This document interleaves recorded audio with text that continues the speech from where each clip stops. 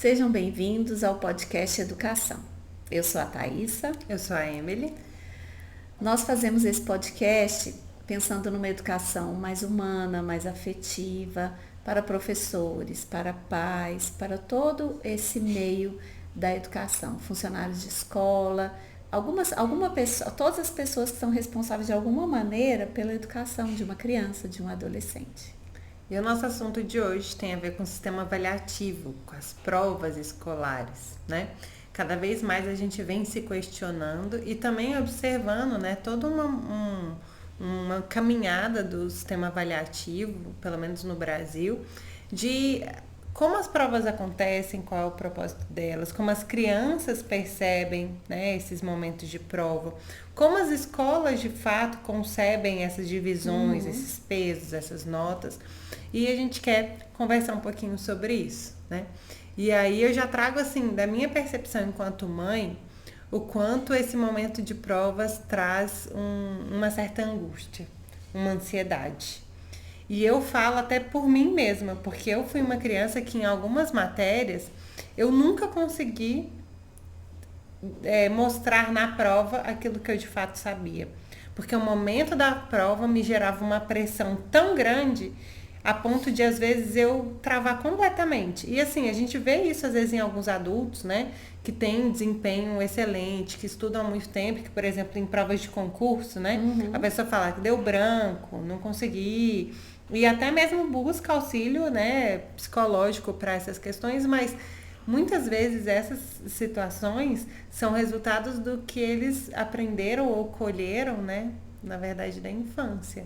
Então, de momentos onde eles se sentiram tão pressionados, tão expostos ou, né, ansiosos a um nível em que eles travavam. E isso depois vai reverberando, digamos, né? Porque gera essa pressão, né? Gera uma pressão desde bem pequenos. Quando começa ali no primeiro ano, eu acho que a maioria das escolas, as avaliações, realmente as provas, começam no primeiro ano, né? Do Fundamental 1. Então, já começa essa pressão, né, desde o início. Então, gente, a gente carrega isso para a vida adulta. A gente carrega realmente esse trauma, que gera um trauma em algumas pessoas, gera um trauma.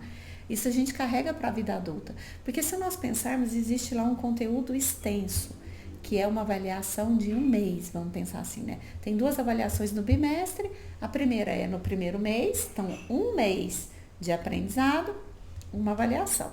O que você aprendeu em um mês? Você aprendeu muita coisa. Agora, você adivinhar o que realmente vai cair na prova, e às vezes a criança estuda e vai lá e cai na prova uma ou 2 questões que ela não conseguiu fixar, gente, porque é muito conteúdo para fixar, para que a gente possa realmente. Então, nós refletimos até que ponto que isso realmente está avaliando alguém.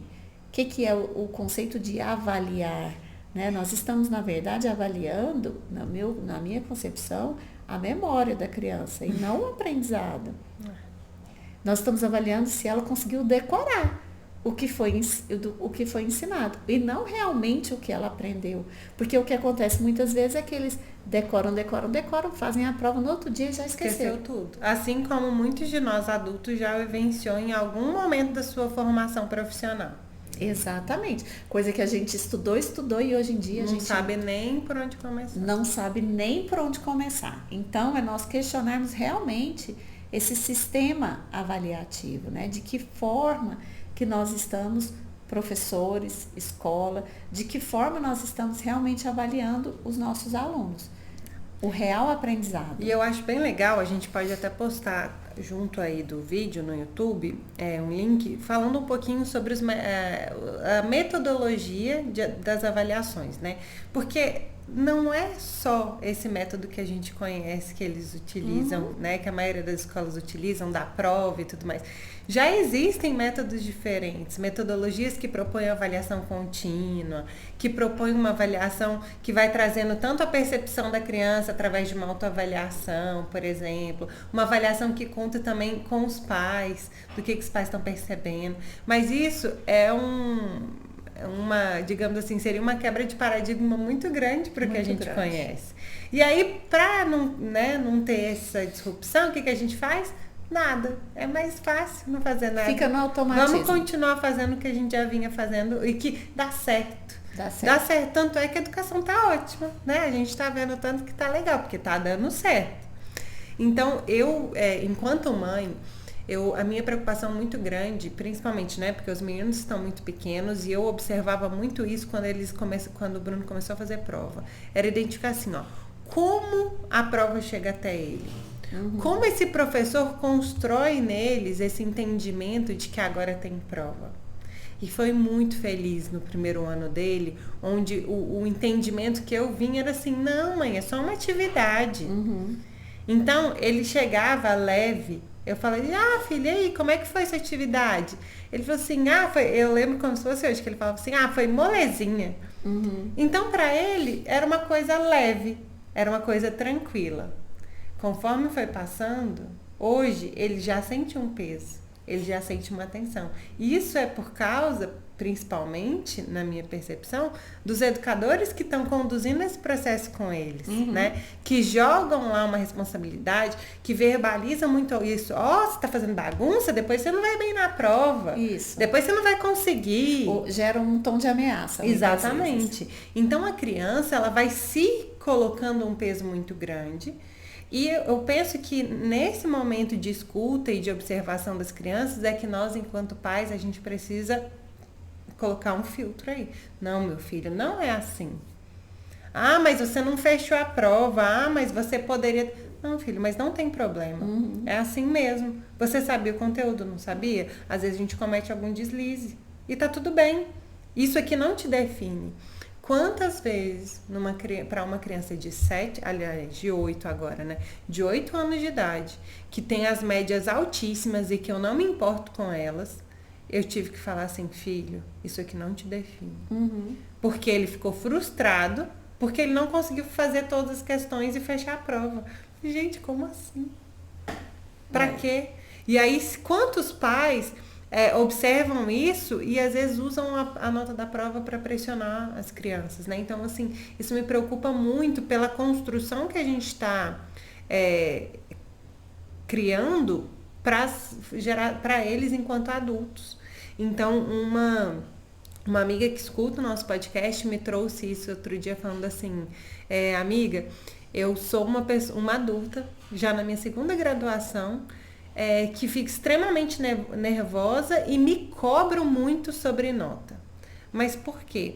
Observando o podcast, refletindo em outro podcast que a gente fez, ela falou assim, todas as vezes, desde sempre que eu me lembro, né, por gente, meu pai presenteava ou punia a gente por causa das notas. Por causa da nota. Então, a nota pra gente era muito importante, porque ou era bônus ou era punição. Então, aquilo fazia com que a gente, assim, claro que a gente queria aprender, mas acima de tudo a gente queria não ser punido e ser presenteado. E aí eu sempre trago isso comigo, assim, que a gente tem que ter muita gratidão, assim, aliás, eu tenho muita gratidão pelo que os meus pais fizeram, entendendo que eles fizeram o melhor que eles podiam. Mas replicar o que eles fizeram é muito diferente. Então, a gente não precisa replicar o que os nossos pais fizeram. E é uma parte muito importante nossa observar e reconhecer o que não foi legal para nós.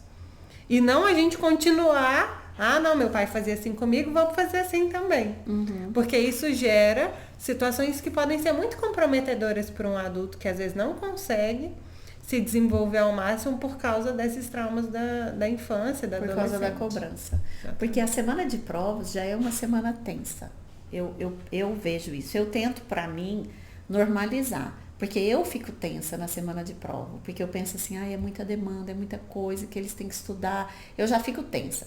Então, eu tento normalizar. Só que a atenção começa na escola, como você falou. Exatamente. O professor já começa antecipadamente a ameaçar.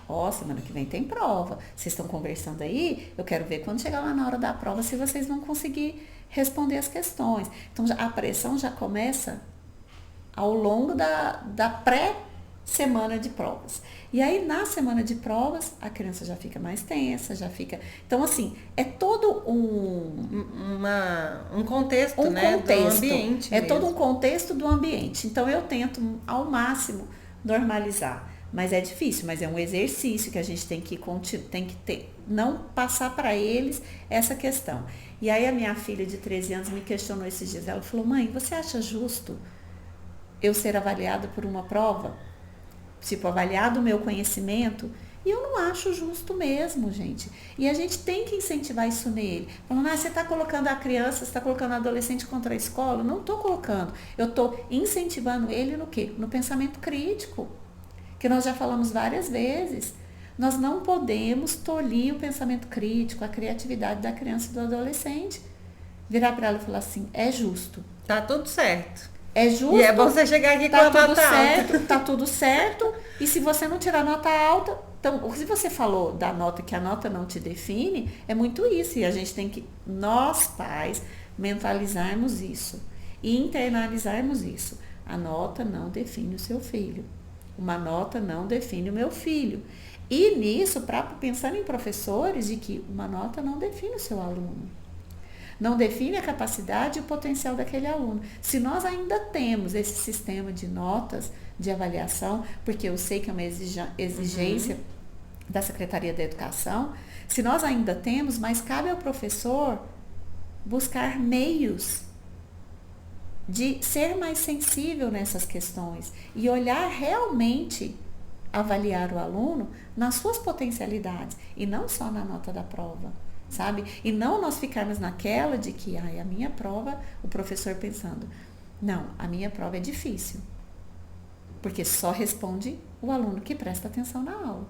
O aluno que não presta atenção na aula, ele não responde a minha prova. Aquele professor que ainda existe, na minha época de ensino médio, era normal isso, né? Aquele professor punitivo, aquele professor que ele se achava cheio de bom, pegadinha. Cheio de pegadinha. Então, isso no ensino médio, nós estamos vendo isso no Fundamental 2, gente.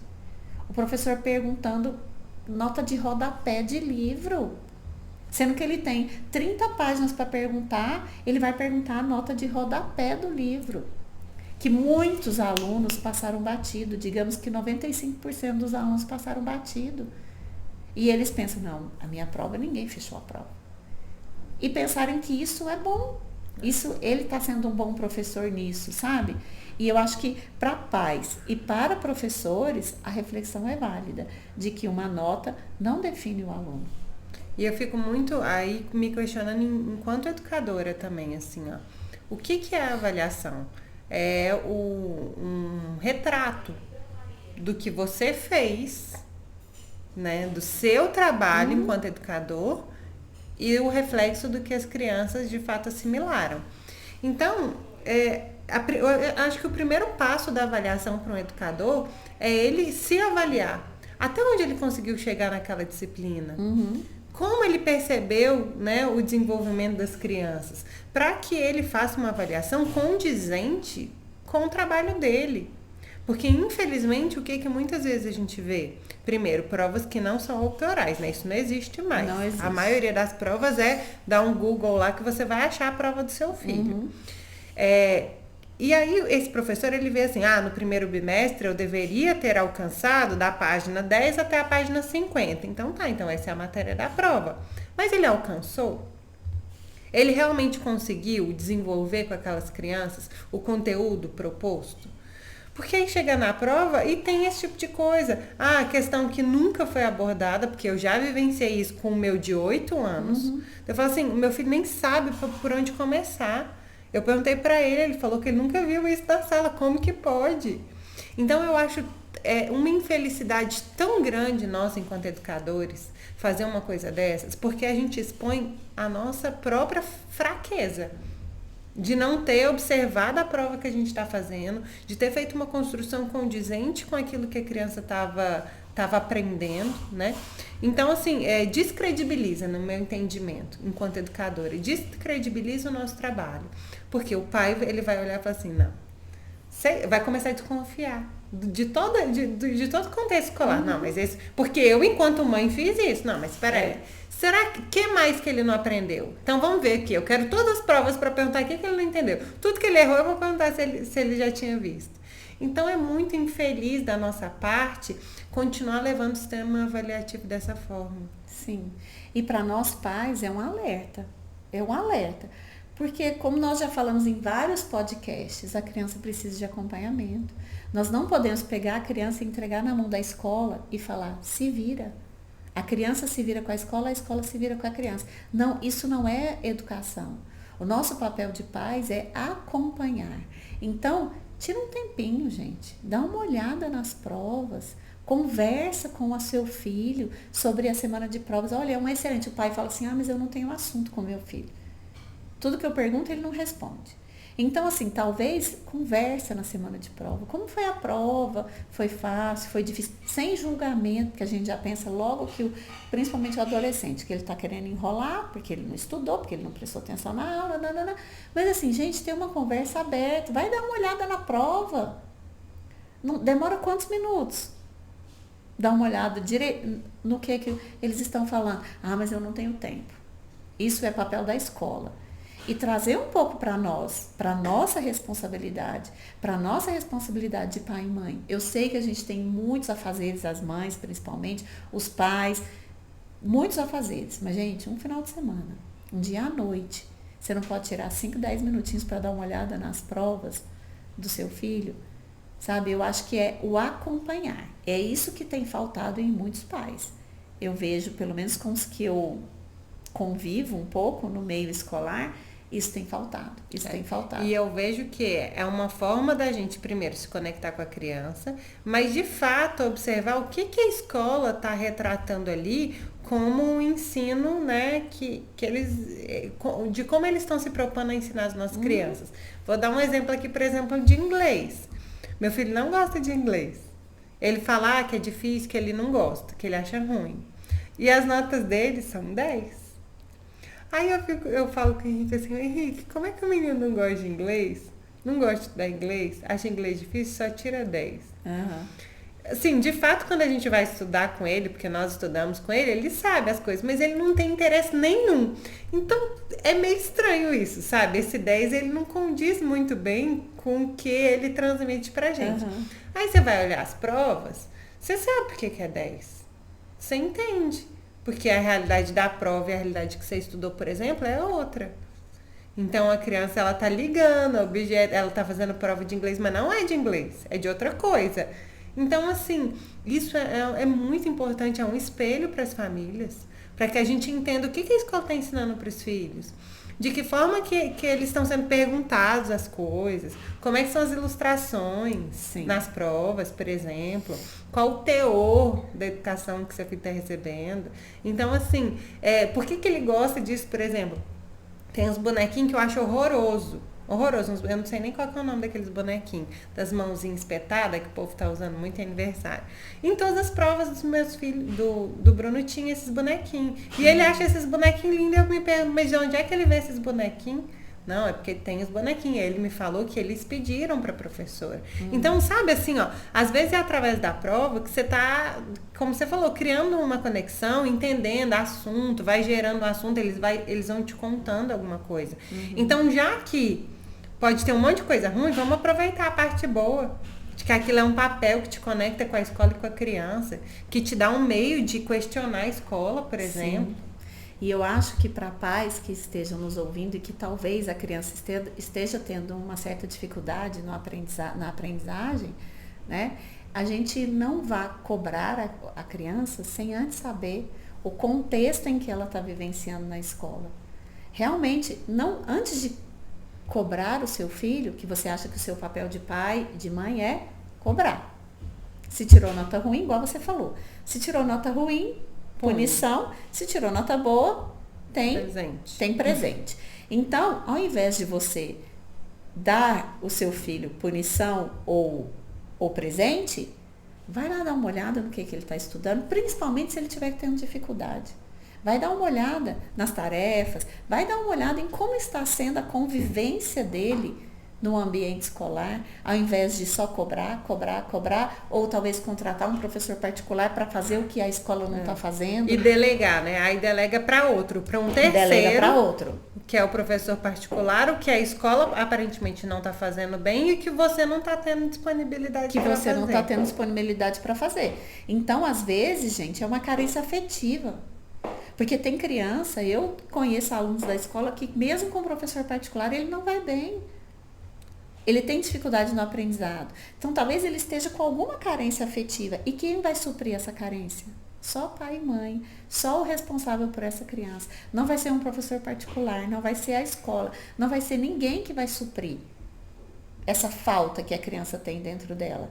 Então, mesmo com as atribulações da vida, gente, tirar um tempinho. É o que eu falo muito, porque eu acho que as crianças hoje em dia, elas precisam muito mais da presença dos pais na vida delas. Não é presença física muitas vezes, mas é presença emocional. É um suporte emocional. Você não pode estar com seu filho a tarde toda, mas seja um suporte emocional para ele.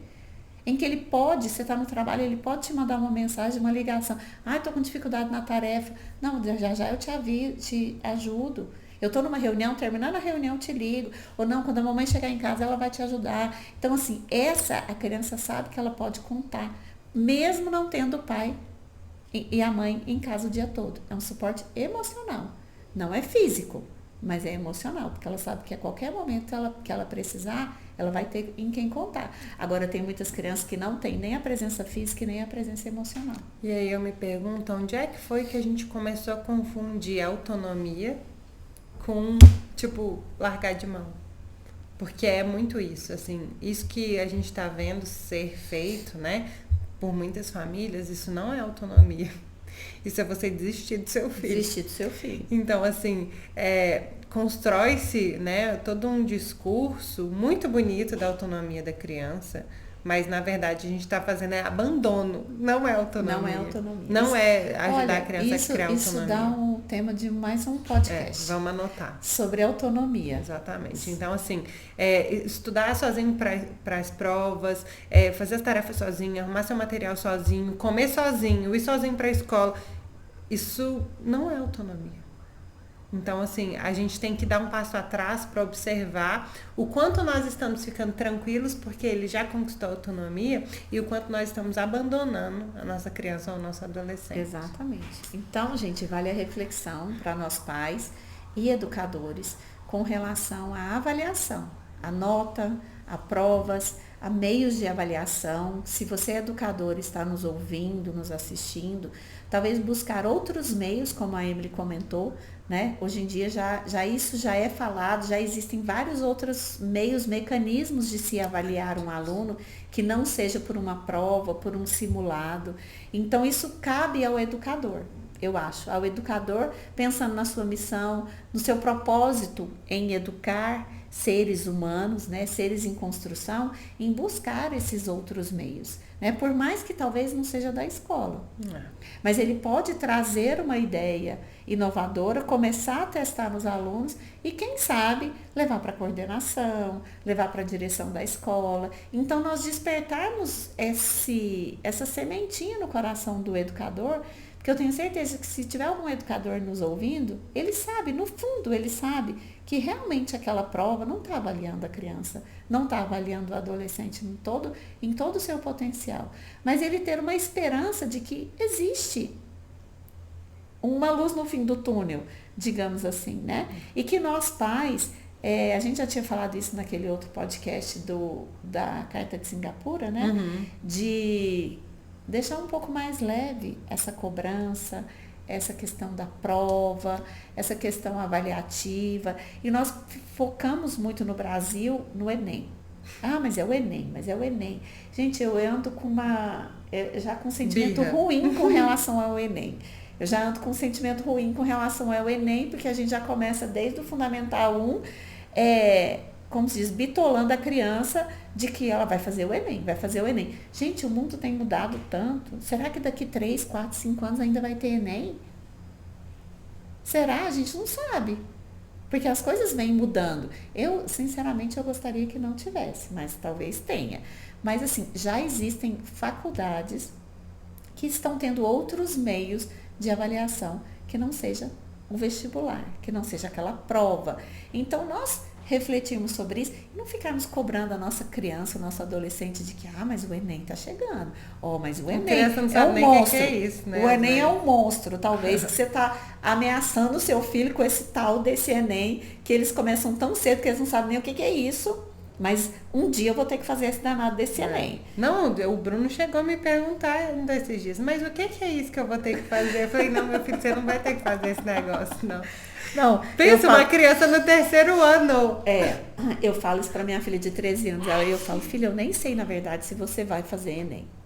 Sinceramente, assim. E olha que ela já tá, digamos, bem mais próxima do que o Bruno com 8 anos.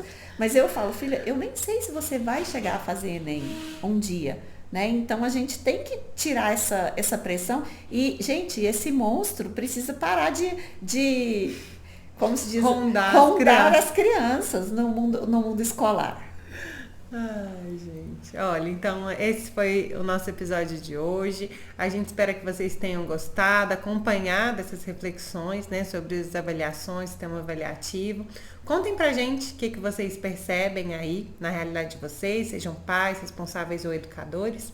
Segue, compartilha, curte. Lembrando que a gente está no YouTube e também no Spotify. Até o próximo. Até o próximo episódio.